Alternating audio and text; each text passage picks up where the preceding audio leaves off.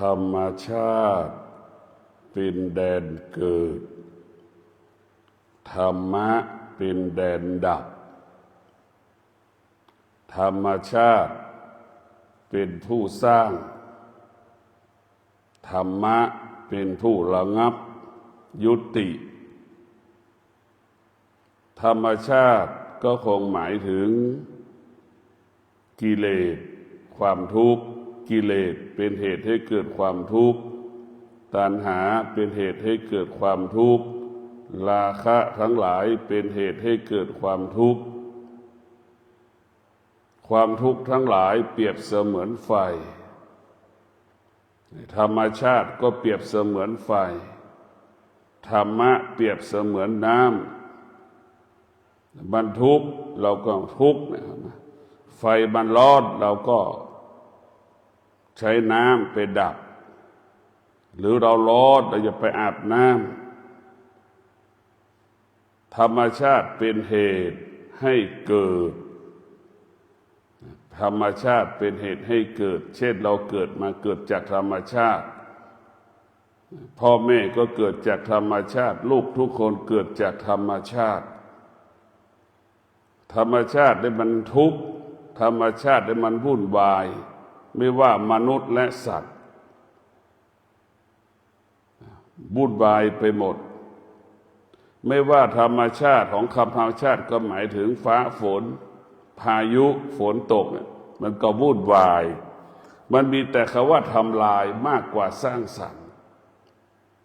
ธรรมชาติมันยังมีแต่คำว่าทำลายมากกว่าสร้างสรรค์ธรรมะมีแต่สร้างสรรค์ธรรมะมีแต่คำว่าสงบเราจะสังเกตว่าธรรมชาติมันวุ่นวายตื่นก็วุ่นวายแล้วกวาดบ้านถูบ้านเช็ดบ้านธรรมชาติตื่นมาก็ปรุงอาหารแล้ว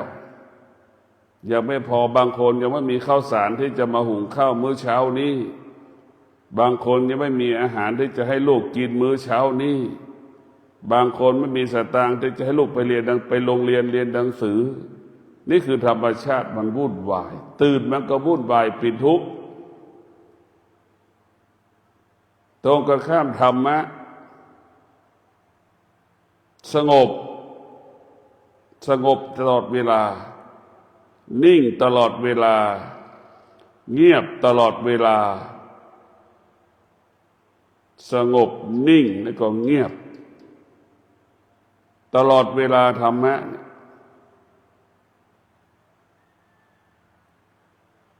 ธรรมชาติจะให้เรารู้ให้เรารู้ให้เรารู้ให้เรารู้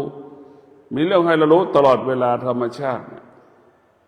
ตรงกันข้ามธรรมะจะดับตัวรู้สิ่งใดก็ดับสิ่งนั้นรู้สิ่งใดก็ดับสิ่งนั้นรู้สิ่งใดระงับสิ่งนั้นธรรมชาติเป็นตัวสะสมความรู้ธรรมชาติมันสะสมความรู้ดังทุกคนเกิดมันก็สะสมความรู้ในสมองจิตใจของตนเองสะสมความพอใจความไม่พอใจความสุขความทุกข์เราสะสมทั้งสิ้นความโลภความโกรธความหลงเนี่ยเราสะสมทั้งสิ้นแต่ธรรมะ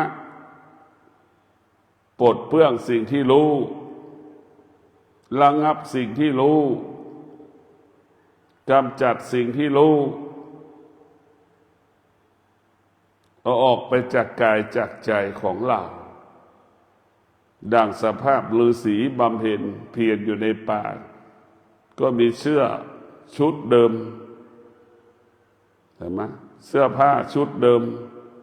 เหมือนพระพุทธเจ้าเสื้อผ้าก็ชุดเดิมพระอรหันต์ก็ชุดเดิมนั่นคือธรรมะ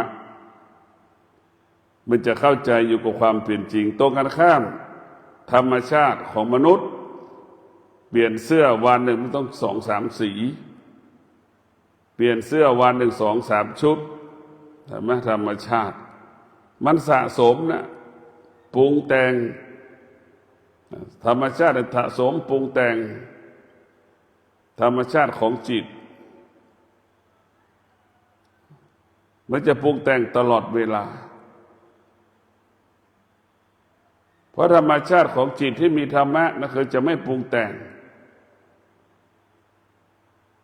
เพราะฉะนั้นพวกเราทั้งหลายธรรมชาติเปรียบเสมือนของร้อนคือไฟธรรมะเปรียบเสมือนของเย็นคือน้ำเราจึงเอาธรรมะมาแก้ปัญหาชีวิตของเราจึงเอาธรรมะ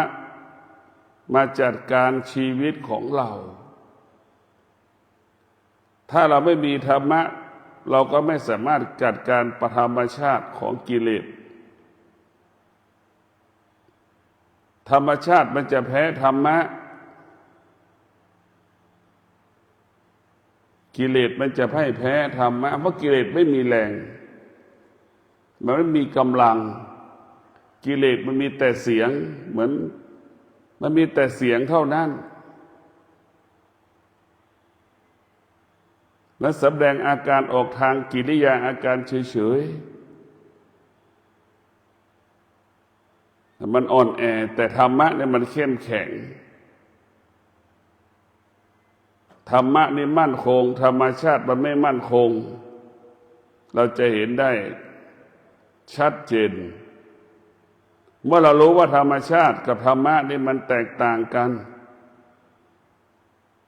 สิ่งที่เรามาปฏิบัติธรรมเพื่อมาแก้ไขธรรมชาติเอาธรรมชาติออกจากกายจากจิตเราก็คือความโลภความโกรธความหลงโมโหหงุดหงิดเราจะเอาออกไปเรารู้แล้วเราจะไม่ยึดติดธรรมชาติไม่ยึดติดธรรมชาติก็คือพ่อแม่สามีภรรยาลูกเราจะไม่ยึดติดซึ่งกันและกันพอเรายึดติดมันก็เป็นทุกข์เห็นไหมธรรมะก็บอกแล้วว่าเรายึดติดเป็นทุกข์ไอ้การยึดตัวธรรมชาติคือตัวไม่รู้ตัวธรรมะคือเป็นตัวรู้ธรรมชาติเป็นอวิชชาธรรมะเป็นวิชาธรรมชาติเป็นวิชาทิฏฐิธรรมะเป็นสัมมาทิฏฐิเห็นไหม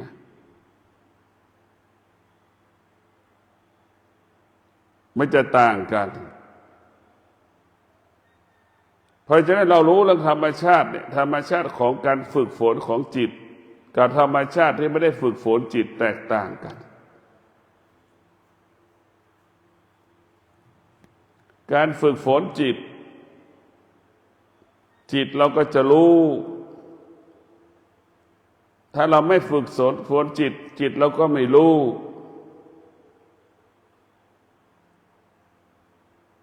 จิตเราเป็นจิตผู้รู้จิตเรามันรู้ได้จิตเราเปรียบเสมือนเด็กทารกแรกเกิดได้1 ปี2 ปีมันเริ่มเรียนรู้แล้วเริ่มมีเสียงแล้ว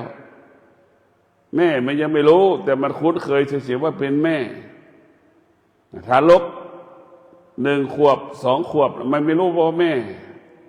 แต่มันคุ้นเคยเฉยๆมันอยู่ใกล้ใครมันก็อยู่กับคนนั้นแหละมันจะแสดงอาการร้องไห้สักพักหนึ่งสักพักมันก็ติดคนนั้นต่ออีกเพราะฉะนั้นจิตของเราจะต้องสอนให้เด็กรู้เหมือนเด็กทารกเกิดไป2 เดือน3 เดือนมันจะเริ่มจับอาหารใส่ปากเองโดยธรรมชาติของมันเบื้องต้นเราจะตักข้าวใส่ปากเขาอาหารใส่ปากทุกอย่างแต่พอมันโตมันสักขวบครึ่งขวบ2 เดือน3 เดือนเนี่ยมันจะเอาอาหารใส่ปากจับอาหารทุกอย่างมันจะจับเองมันจะปฏิเสธที่แม่จะจับของใส่ปากมันจะเริ่มปฏิเสธแล้วนั่นแหละคือการเรียนรู้จิตเราก็เป็นเช่นนั่นแหละเรียนรู้ให้มันรู้มันจะต้องรู้เรื่องธรรมชาติจิตจะต้องรู้เรื่องธรรมชาติจิตจะรู้เรื่องธรรมะทั้ง2 อย่างเอาทั้ง2 อย่างเนี่ยมันสืบเนื่องต่อเนื่องกันถ้าเรามาสืบเนื่องต่อเนื่องกัน ดีให้เกิดดีมันไม่มีแต่ชั่วทำให้เกิดดีมีแต่ความชั่วทำให้เกิดความดีความทุกข์ทำให้เกิดความดีตัวทุกข์ทั้งหลายถ้าไม่มีทุกข์มันจะไม่มีคำว่าสุขถ้าไม่มีวุ่นวายมันก็ไม่มีคำว่าสงบเห็นไหมเนี่ยมันจะต่อเนื่องสืบเนื่องกันถ้าไม่มีเกิดเราก็จะไม่มีศาสดา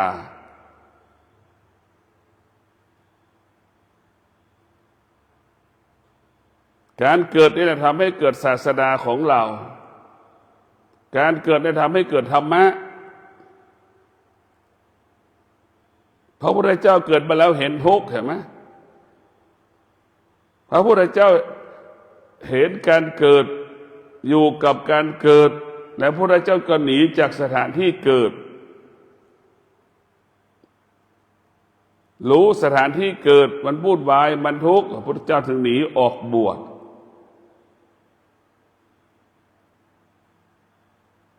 แล้วพระพุทธเจ้าถึงได้พบคำว่าสงบถึงได้พบคำว่าธรรมะธรรมะมันเกิดก่อนพระพุทธเจ้าธรรมะเป็นคำบัญญัติของโลกเป็นสิ่งที่มีอยู่บนโลกอยู่แล้วเพียงแต่พระพุทธเจ้าเป็นผู้ค้นพบนำเอาสิ่งที่มีอยู่บนโลกเหล่านี้มาประกาศให้ชาวโลกได้รับรู้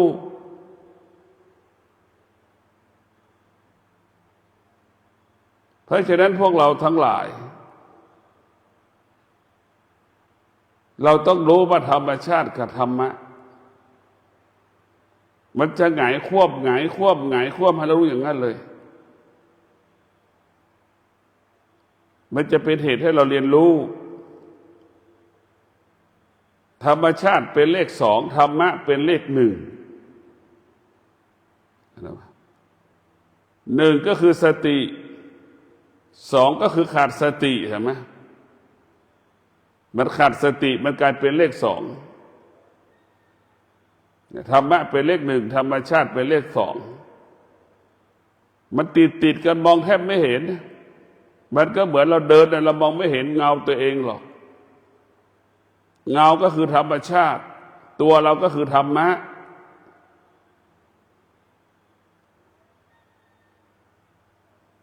ธรรมะนี่เป็นยิ่งใหญ่ในการนั่งสมาธินี่คือเป็นธรรมะเรานั่งสมาธิได้ตอบโจทย์เราได้ให้เรารู้เรื่องกายให้เรารู้เรื่องจิตเราได้เป็นคำตอบที่ดีที่สุด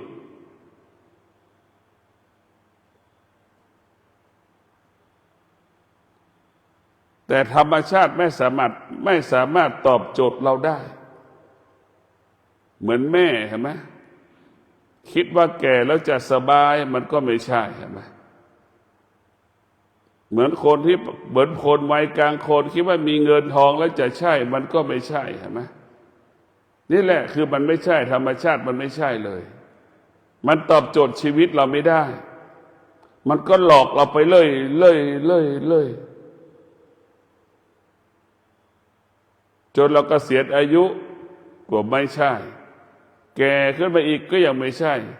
จนถึงคำว่าชราอีกก็ยังไม่ใช่อีกในธรรมชาตินะมันหลอกเราตลอดเวลาเรียกว่าธรรมชาติหลอกล่อให้เราหลงไหลหลอกล่อให้เราชื่นชมติดใจจนถึงที่สุดมันหลอกล่อให้ร้องไห้เสียใจเห็นไหมท้ายสุดให้เราขัดแย้งแตกแยกจากกันนั่นคือธรรมชาติของกิเลสจะเป็นเช่นนี้มันหลอกเราตลอดเวลาแต่ตรงกับธรรมะมันจะเตือนสติเราตลอดเวลาธรรมะคือเลขหนึ่งคือสติมันจะเตือนสติเราตลอดเวลามันจะเตือนสติให้เราตื่นตลอดเวลาเหมือนเรามาเข้าวิปัสสนาทางสายเอกเนี่ยตื่นตี 3:30ใช่ไหมมันตื่นแล้ว เหมือนเรามาอยู่วัดเรามีสติขึ้นเรามีสติขึ้นเรามาอยู่วัดเห็นไหมมาอยู่ทางสายเอก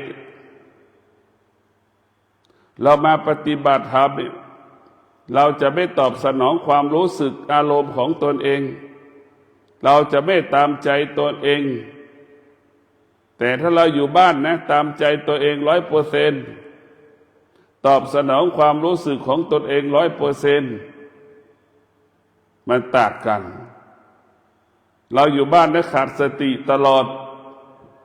ตามใจตัวเองตามใจคนอื่นตอบสนองตนเองตอบสนองคนอื่นแต่มาอยู่วัดมันไม่ใช่ไม่ตอบสนองอารมณ์ของตนเองไม่ตอบสนองอารมณ์ของคนอื่นมีสติรู้หยุดสิ่งที่ตัวเองรู้สึกว่าไม่พอใจก็หยุดมันเราจะหยุดมันได้เราอยู่วัดเรามีสติเรามาอยู่วัดเรามาเปลี่ยนแปลงเราอยู่บ้านเราใช้เงินทุกวันพอเรามาอยู่วัดปฏิบัติธรรมเราไม่ต้องใช้เงินเลยนี่คือเป็นสิ่งที่ดีที่สุดเราก็รู้ว่าที่สุดเราไม่ที่สุดของเราเนี่ยเราก็จะเห็นที่สุดมันได้วันหนึ่งเราไม่ได้ใช้เงินเลยเราอยู่บ้านใช้เงินทุกวันเนี่ยคือเปลี่ยนแปลงสิ่งที่มันเป็นปกติการใช้เงินของมนุษย์เป็นปกติพอเรามาอยู่วัดเราผิดปกติเราไม่ต้องใช้เราอยู่บ้านเราตามใจคนทุกคนแต่พอมาอยู่วัดเราไม่ได้ตามใจใครเราอยู่บ้านนี่เราจะเห็นตัวเองเราอยู่นอกวัดเห็นแต่คนอื่นๆสิ่งอื่นๆแต่เราอยู่วัดเราจะเห็นตัวเองเห็นจิตตัวเองเห็นกายตัวเองเห็นเวทนาตนเองเห็นความทุกข์เห็นความสุขที่มันปรากฏชัดเจนขึ้นนี่การอยู่วัดคือมีสติยิ่งไม่มีคนอย่างเงี้ยเรามีสติมากเราไม่ต้องไปหงุดหงิดกับใครแต่ถ้ามีคนมากเมื่อไหร่เราจะเกิดอาการหงุดหงิดแต่เพราะฉะนั้นพวกเราต้องมีสติธรรมะของพระพุทธเจ้าทำให้เรามีสติตื่นตลอดเวลาตื่นตัวตลอดเวลาเรียกว่าธรรมะคือสร้างความพร้อมให้กับเราพร้อมทุกเวลานั่งก็รู้ยืนก็รู้กลับหน้ากลับหลังเราก็รู้จะอุจจาระปัสสาวะเราก็รู้ให้เรารู้ตลอดเวลาเห็นไหมรู้เรื่องกายเราจะต้องรู้ทั้งสิ้นตัวธรรมะคือตัวรู้ที่บอกว่าธรรมะคือวิชาธรรมชาติคืออวิชชาส่วนมากแม่พ่อได้กระตกอยู่ใต้อำนาจธรรมชาติของลูกหมดพ่อแม่จึงเกิดอาการหงุดหงิดทุกข์ใจกับลูกตลอดเวลาถ้าพ่อแม่มีธรรมะพ่อแม่จะสบายกายสบายใจ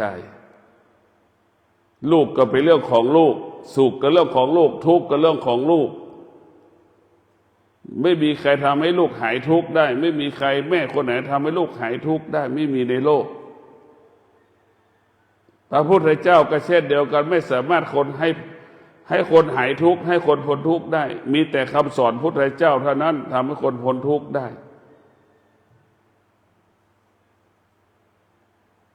เพราะธรรมะของพระพุทธเจ้ากับธรรมชาติมันก็หันหลังชนกันธรรมะของพระพุทธเจ้านี่เปรียบเสมือนรถแท็กเตอร์เห็นไหมทุกคนเห็นรถแท็กเตอร์ธรรมชาติแท็กเตอร์รถแท็กเตอร์เห็นไหมมันจะเวลามันจะขุดดินออกไถดินออกไปอย่างเดียวเห็นไหมไถออกไปไถออกไปไถออกไปนั่นคือธรรมะเอาออกไปจากกายทั้งสิ้นธรรมชาติก็คือแมคโครเห็นไหมแมคโครขุดเอาอย่างเดียวเอาใส่กระเป๋าหมดธรรมชาติเห็นมีความโลภความโกรธความหลงเห็นไหมขุดใส่รถ6 ล้อขุดใส่รถ10 ล้อเห็นไหมขนเอานั่นคือธรรมชาติมันมีแต่คำว่าความอยากไม่มีที่สิ้นสุดเหมือนแมคโครขุดเห็นไหมแต่ธรรมะก็คือรถแท็กเตอร์ เอาออกเห็นไหมธรรมะเนี่ยเอาออกธรรมชาติเนี่ยเอาเข้ามันจะต่างกันไหมความโลภความโกรธความหลงนี่คือตัวสะสมสั่งสมมันสะสมให้จิตเรานะ่ะตลอดเวลาแต่ธรรมะปลดเปลื้องเราจะไม่สะสมไม่สั่งสมเอาโขนออกไปให้หมดเอาออกไปให้หมดเหมือนรถแท็กเตอร์เห็นไหมเอาออกไปให้หมดตรงกันข้ามนั่นแมคโครสะสมสั่งสมเก็บเหมือนเราเก็บเสื้อผ้าเห็นไหมเหมือนเราสะสมเสื้อผ้าเห็นไหมเยอะแยะไปหมดเต็มไปหมดเพราะฉะนั้นธรรมะของพระพุทธเจ้าคือสลัดสิ่งที่เรามีอยู่ออกไปจากกายจากใจแบ่งปันสิ่งที่เรามีอยู่ให้กับบุคคลอื่นๆแต่ธรรมะนี่จะแตกต่างตรงธรรมชาตินั้นเก็บไว้อย่างเดียวเสื้อที่ไม่ใส่ก็ยังเก็บไว้อยู่เห็นไหมจะให้เขาก็เสียดายนั่นคือธรรมชาติจิตที่มันเป็นธรรมชาติจะเป็นเช่นนั้นจิตที่มีธรรมะก็อีกอย่างให้ไปให้หมดเหลือให้น้อยที่สุดรู้ว่าเป็นประโยชน์ต่อคนอื่นก็ไปให้คนอื่นเสียสละแต่ธรรมชาติมันไม่สละเห็นแก่ตัวเห็นแก่ได้เอาอย่างเดียวเห็นไหมเอาจนหมดเนื้อหมดตัวเอาหมดเลยเอาจนทำลายคนอื่นเบียดเบียนคนอื่นเพราะฉะนั้นธรรมะของพระพุทธเจ้าเนี่ยจึงอยู่เหนือธรรมชาติธรรมะพระพุทธเจ้าจึงอยู่เหนือธรรมชาติที่เรามาภาวนาเรามาศึกษาธรรมะเพื่อเอาธรรมะไว้เพื่อเอาธรรมะเนี่ยมาไว้ที่กายที่ใจหรือเอาธรรมะเนี่ยมากำจัดธรรมชาติธรรมะเขาเปรียบเสมือนสบู่ยาสีฟันธรรมะเปรียบเสมือนผงซักผ้าธรรมชาติก็เปรียบเสมือนสิ่งที่มันเปื้อนเสื้อผ้าธรรมชาติก็เปรียบเสมือนเหงื่อใครที่มันติดร่างกายเรานั่นแหละแล้วต้องอาศัยสบู่เห็นไหมร่างกายของเราเนี่ยทำความสะอาดได้แต่ใจของเราไม่สามารถทำความสะอาดมันได้เหมือนร่างกายใจของเราทำผิดมันจดจำจนตายการทำผิดทางกายเราลืมมันไปได้แต่ทำผิดทางใจนั้นมันไม่ลืมมันจดจำเพราะฉะนั้นธรรมะของพระพุทธเจ้านี่คือใช้สมาธิมาชำระจิตใจของเราที่มันเศร้าหมองที่มันขุ่นมัวธรรมะคือสมาธิเป็นผู้แก้ไขจิตใจของเราในเรียกว่าใจของเราต้องอาศัยสมาธิต้องอาศัยปัญญาให้มันเห็นความจริงรู้ความจริงตามความเป็นจริงคือจิตของเราให้เกิดปัญญาเห็นปัญญาให้เข้าถึงปัญญาให้เรารู้ความจริงเห็นความจริงถ้าเราขาดปัญญาเราก็อยู่กับธรรมชาติเท่านั้นถ้าเรามีปัญญาเราก็อยู่กับธรรมะเราจะเห็นธรรมะเป็นผู้ที่ปลดเปลื้องชีวิตของเราหัวใจที่มีธรรมะก็จะปลดเปลื้องธรรมชาติออกจากจิตออกจากกายเหมือนเรามานอนอยู่ในวัดมาใส่ชุดขาวเห็นไหมมีเสื้อผ้าไม่เกิน2 ชุดก็พอแล้วมันสบายไม่ต้องมีภาระมนุษย์ได้เบียดเบียนตัวเองธรรมชาติมาเบียดเบียนตัวเองตลอดเลยนะเสื้อมีกี่ตัวเราก็ต้องเอาไปซักเห็นไหมใส่เสื้อครั้งเดียวกับไปซักก็เสียเงินเห็นไหมใส่เสื้อครั้งเดียวแล้วก็เอารีดก็เสียเงินอีกเห็นไหมมันมีแต่คำว่าทำลายมากกว่าสร้างสรรค์ตรงกับข้ามธรรมะเห็นไหมมันจะสร้างสรรค์ชีวิตเราจะนุ่งใส่เสื้อผ้าชุดเดิมเนี่ยจะเก่าจะเหม็นช่างมันเพราะมันจิตมันไม่ปรุงแต่งมันไม่ปรุงแต่งเมื่อจิตไม่ปรุงแต่งมันก็ไม่ต้องเสียเงินไม่ต้องเสียใจจิตมันก็สงบอยู่กับความเป็นจริง เช่นธรรมะไม่ได้เกิดจากกระแสสุดขาวอย่างนี้มันจะเข้าใจธรรมะไม่ได้เกิดจากการบวชเป็นพระเนี่ยมันจะทำให้จะเกิดขึ้นเนี่ยมันก็ไม่ใช่อย่างนี้ธรรมะเกิดขึ้นจากเรามีสติใครก็แล้วแต่ถ้ามีสตินั้นเกิดขึ้นเมื่อไหร่ธรรมะเกิดขึ้นทันทีให้เรารู้สึกตัวสติให้เรารู้ว่านี่คือขี้ว่าอันนี้คือของหอมนี่คือของเหม็นให้เรารู้อย่างนี้นี่คือไฟนี่คือน้ำเมื่อเราสัมผัสกับน้ำเมื่อเราสัมผัสกับไฟเลือกเอาอย่างใดอย่างหนึ่งให้เราเลือกเอาอย่างนั้นให้เรารู้เราไปอยู่วัดทำไมเราใส่ชุดขาว2 ชุดแค่นั้นไม่ต้องวิตกไม่ต้องกังวลมันกับการใส่เสื้อผ้ากับการแต่งหน้าธรรมชาติมันจะปรุงแต่งทั้งสิ้นตั้งแต่เส้นผมถึงฝ่าเท้าเดี๋ยวนี้นี่มันใช้ธรรมชาติไม่มีแล้วเดี๋ยวนี้ธรรมชาติกับธรรมชาติมันก็หลอกธรรมชาติอีกแล้วก็ไปใช้เคมีหมดตั้งแต่เส้นผมจนถึงฝ่าเท้าเราหมด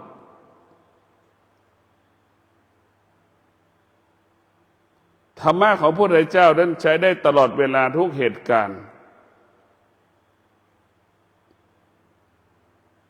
เหตุการณ์ใดๆเกิดขึ้นโลกใบนี้เรามีธรรมะเราก็อยู่ได้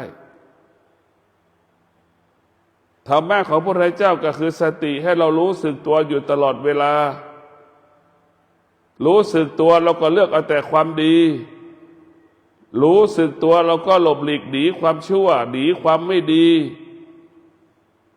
รู้สึกตัวเราก็ละกิเลสละความโลภละความโกรธละความหลงรู้สึกตัวเราก็อยู่เหนือคำว่าเกิดแก่เจ็บตายหากเราไม่รู้สึกตัวเราก็ตกอยู่ใต้อำนาจเกิดแก่เจ็บตายหากเราไม่รู้สึกตัวเราก็จะตกอยู่ใต้อำนาจความโลภความโกรธความหลงหากเราไม่รู้เราก็ตกอยู่ใต้อำนาจของธรรมชาติทั้งหมดเรารู้เราก็จะอยู่เหนือสิ่งที่เรารู้สิ่งที่เรารู้ทั้งปวงเป็นธรรมชาติทั้งสิ้นภาษาธรรมะมันเป็นอนัตตาสิ่งทั้งปวงมันเป็นอนัตตาสิ่งทั้งปวงมันเป็นอนัตตาสิ่งทั้งปวงมันเป็นอนัตตาให้เราเข้าใจเช่นนี้ว่าสรรพสิ่งทั้งปวงเป็นอนัตตาสรรพสิ่งทั้งปวงเป็นอนัตตาเป็นสิ่งที่ควบคุมไม่ได้เป็นสิ่งที่ไม่ทนเป็นสิ่งที่ทนได้ยากเป็นสิ่งที่คงสภาพเดิมไม่ได้เป็นสิ่งที่แปรปรวนเปลี่ยนแปลงตลอดเวลานี่คือธรรมชาติอนิจจังทุกขังอนัตตานั่นแหละเป็นกฎของธรรมชาติในตัวอนิจจังในตัวทุกขังในตัวอนัตตามันก็มีปัญญาซ้อนอยู่ซ่อนละอยู่อนิจจังทุกขังอนัตตาก็เป็นครูที่วิเศษที่สุดสอนให้เรารู้ว่ามันไม่เที่ยงว่ามันเป็นทุกข์ว่ามันไม่เที่ยงว่ามันเป็นทุกข์มันไม่ให้เราเข้าไปยึดติดใช่ไหม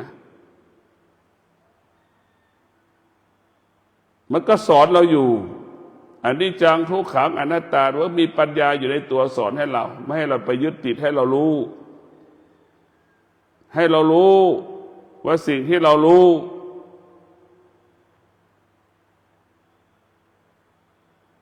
มันไม่เที่ยงแต่ร่างกายของเราเนี่ยมันเป็นอนัตตามันควบคุมไม่ได้ห้ามไม่ให้มันแก่ห้ามไม่ได้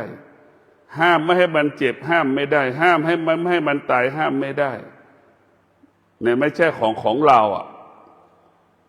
มันไม่มีสิ่งไหนเป็นของเราเราสมมติขึ้นเองเรียกว่าสมมติบัญญัติเหมือนเราตั้งชื่อขึ้นมานะสมมติขึ้นเองทุกคนเกิดมาไม่มีใครมีชื่อสักคนสมมติขึ้นเพื่อสะดวกในการดำเนินชีวิตอยู่ร่วมกัน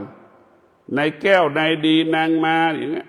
สมมุติขึ้นทั้งสิ้น A B C D นี่สมมุติขึ้นทั้งสิ้นแต่ถ้าเรามองจริงๆแล้วเกิดมาไม่มีใครมีชื่อแต่เมื่อเราเกิดมาแล้วเราก็ไปหลงสมมติบัญญัติไปติดบัญญัติอีกไปหลงบัญญัติไปติดบัญญัติเดี๋ยวนี้ก็หลงเปลี่ยนชื่อกันอีกชื่อที่พ่อแม่แต่งตั้งขึ้นมาก็ไม่เคารพไม่ให้เกียรติพ่อแม่ก็เปลี่ยนชื่อไปเคารพใครไม่รู้คิดว่าเป็นผู้รู้คิดเองว่าเขาเป็นผู้รู้เขาไม่ได้อยู่กับเราใครจะมารู้กับเราพ่อแม่ได้อยู่กับเราเลี้ยงเรามาพ่อแม่นั่นคือผู้รู้ของเราพ่อแม่คือผู้รู้ชีวิตของเราพ่อแม่คือผู้รู้ดวงชะตาของเราแล้วหมอดูที่ไหนจะมารู้ดวงชะตาเรามันไม่มีเขาไม่ได้อยู่กับเราหมอดูไม่ได้ผู้วิเศษมันเป็นผู้วิเศษหรอกเพราะฉะนั้นผู้ที่วิเศษที่สุดคือพ่อแม่ของเรานะปรารถนาดีที่สุดดูพ่อแม่เป็นต้นแบบพ่อแม่เลี้ยงลูกประสบความสำเร็จเพราะพ่อแม่มีสติรู้เมื่อพ่อแม่มีสติรู้ว่ามีลูกมีภาระพ่อแม่จะต้องขยันพ่อแม่จะต้องอดทนเห็นไหมตัวรู้ก็มีอีกว่ารู้อีกว่าต้องขยันต้องอดทนจะต้องอดทนต่อสภาพฝนมันตกแดดที่มันร้อนเนี่ยจะไปหาข้าวปลาอาหารให้ลูกได้กินเห็นไหมมีสติรู้เห็นไหมอันนี้คือมีสติรู้เมื่อมีสติลูกก็มีกินมีใช้เหลือกินเหลือใช้เห็นไหมนั่นแหละคือมีสติรู้ทำให้เรามีกินมีใช้ตัวรู้เท่านั้นจะทำให้เราสมบูรณ์ถ้าเราไม่มีตัวรู้เราจะไม่สมบูรณ์พ่อแม่ประสบความสำเร็จในการเลี้ยงลูกพ่อแม่รู้สึกตัวว่าภาระก็คือลูกแม่จะต้องอดทนพ่อจะต้องอดทนเห็นไหมจนถึงที่สุดพ่อกับแม่ก็เป็นผู้อดทนผู้อดทนนี่แหละก็จึงทำให้เรานั้นประสบคำว่าสำเร็จลูกส่วนมากมันไม่อดทนเห็นไหมไม่ประสบความสำเร็จเลี้ยงแม่เพราะลูกขาดตัวรู้ลูกคือผู้ไม่รู้ขออย่างเดียวขอแม่ลูกคือผู้ขอแม่คือผู้ให้ลูกคือธรรมชาติแม่คือธรรมะแม่จะเป็นผู้เสียสละตลอดเวลาลูกจะเป็นผู้ขอตลอดเวลาลูกคือผู้ขาดสติแม่เป็นผู้มีสติเห็นไหมแม่นกก็เช่นเดียวกันให้ลูกนกตลอดเวลาคำว่าแม่ทุกคนไม่ว่ามนุษย์และสัตว์เป็นผู้เสียสละหมดคำว่าลูกไม่ว่ามนุษย์และสัตว์ไม่ค่อยเสียสละให้กับแม่โดยเฉพาะคนลูกที่เป็นคนจะเสียสละก็น้อยลูกคือผู้เบียดเบียนธรรมชาติคือผู้เบียดเบียนเห็นไหมเบียดเบียนอะไรเบียดเบียนสตางค์สมบัติพ่อแม่ตลอดเวลาพ่อแม่60 70ลูก40 60ขอเงินพ่อแม่ใช้อยู่เบียดเบียนตลอดเวลาไม่มีปัญญาที่จะไปหาเงินเห็นไหมอันนี้คือปัญหาของลูกที่ขาดสติพึ่งพาแม่ตลอดเวลาลูกที่มีสติไม่ต้องพึ่งพาพ่อแม่พึ่งพาตนเองอาศัยตนเองนั่นคือธรรมะของพระพุทธเจ้าเป็นเช่นนี้เป็นแบบนี้พวกเราทั้งหลายมีสติรู้เรื่องธรรมชาติเป็นของร้อนรู้เรื่องธรรมะเป็นของเย็นรู้เป้าหมายธรรมะให้เราสลัดสิ่งที่เราสะสมออกไปจากกายจากจิตรู้ว่าธรรมชาติของมันให้เราสะสมเหมือนเสื้อผ้าวัตถุสิ่งของเต็มไปในบ้านหมด